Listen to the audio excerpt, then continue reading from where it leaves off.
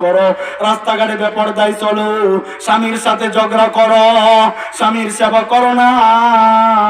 এটার বদলা, এটার শাস্তি হিসেবে আল্লাহ তোমাকে কি শাস্তি দিবে জানোনি? শুনো আমার কথা, হাদিসের মধ্যে আছে, যে মহিলা পর্দা করে না, নিজের সৌন্দর্য পর পুরুষকে দেখায়, নিজের চেহারা পর পুরুষকে দেখায়, পর পুরুষের সাথে কথা বলে, পর পুরুষের সাথে চলাফেরা করে, স্বামীর জন্য সাজে না, স্বামীকে খুশি রাখে না, স্বামীর মন জয় করে না, শ্বশুর শাশুড়ির সেবা করে না, আল্লাহর নবী কয় ওই মহিলার উপরে আল্লাহর লানত, ওই মহিলার উপরে আল্লাহর অভিশাপ। আমার মা বোনেরা রে, আল্লাহর অভিশাপ যেই মহিলার উপর, সেই মহিলার অবস্থা